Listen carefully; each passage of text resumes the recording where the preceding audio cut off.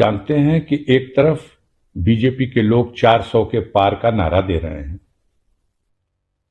और दूसरी तरफ व्यवहार में जिस तरह से घबराहट दिखाई दे रही है, जिन लोगों के लिए दरवाजा बंद कर देने की बात कही गई, जिन लोगों ने क्या कुछ बाकी नहीं छोड़ा, और उन सबको आप एक एक करके किसी भी तरह से स्वीकार कर रहे हैं, अपने हाथों से उनको ताज पहना रहे हैं।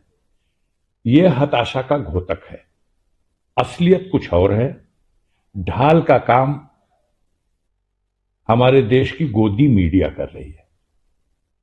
वास्तविक परिदृश्य जो जनता के बीच में है, विश्वास खो चुकी है केंद्र की सरकार।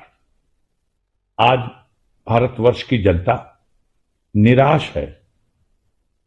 205 लाख करोड़ रुपए के कर्ज में देश डूब चुका है और सबको पता है कि इस कर्ज में 150 लाख करोड़ रुपया मात्र 10 साल में मोदी जी के कार्यकाल में आया। जो देश की ताकत थी, पूंजी थी, संपदा थी, उसको लगातार बंधक रखा जा रहा। एयरपोर्ट बेचे जा रहे हैं, रेल बेची जा रही, पोत बेचे जा रहे हैं, बंदरगाहें बेची जा रही, बिजली प्राइवेट हाथों को दी जा रही, बैंकों का बुरा हाल है, महंगाई, भ्रष्टाचार, बेरोजगारी, ये सारे ऐसे मुद्दे हैं जिसको लेकर के बीजेपी हताशा में है और वो कहती कुछ है। आपके पास कला है। हमारे गोदी मीडिया के लोग गाजर के हलवे को गोबर बता रहे हैं और गोबर को देसी घी में बघाड़ा हुआ हलवा बता रहे हैं।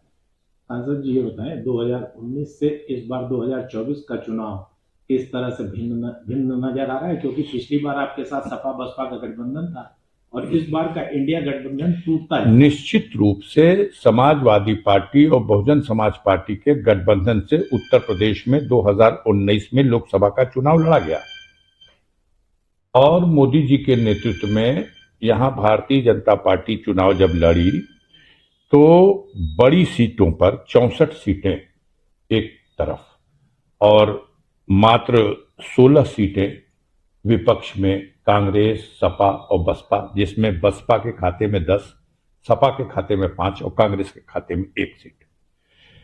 तो ये नारा देना कि उत्तर प्रदेश में 80 में 80, धरातल पर ये सच्चाई नहीं है।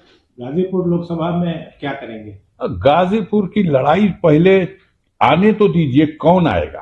पुराने आप मेरा नाम तो किसी सूची में देख लिए, गाजीपुर के जनता के दिलों में भी झांक के देखिएगा तो मिलेगा। बड़ा षड्यंत्र किया गया कि गाजीपुर से अफजाल अंसारी को लड़ने योग्य न छोड़ा जाए और षड्यंत्र करके मेरे पैरों में बेड़ियां, हाथों में जंजीरें डाली गई, लेकिन कानून के रास्ते से ही इन बेड़ी को और इन हथकड़ियों को खोलने का काम हमने न्यायपालिका के माध्यम से, इलाहाबाद हाईकोर्ट से जमानत मिली और माननीय सर्वोच्च न्यायालय से जो सजा का आदेश था वो निलंबित हुआ और इस प्रकार मेरी संसद की सदस्यता बहाल की गई और जो मुझे चुनाव लड़ने से अयोग्य कर दिया गया था, मुझे फिर योग्य मान लिया गया, योग्य बना दिया गया। तो अब परेशान ये लोग हैं। ये कभी कहते हैं किसके खाते में होगी, कभी कहते हैं किसके खाते में होगी, कभी इंद्रलोक के मालिक फेरा लगाने चले आते हैं। लेकिन अभी भी फैसले की तलवार लटकी हुई है हाई कोर्ट में। नहीं, मैं उसके लिए सहर्ष तैयार हूं और मैं अब तक 5-6 डेट पढ़ चुकी। हर डेट पे मेरे वकील खड़े होते हैं। हमें बेसब्री से इंतजार है उस घड़ी का कि मेरी अपील का भी फाइनल डिस्पोजल हो।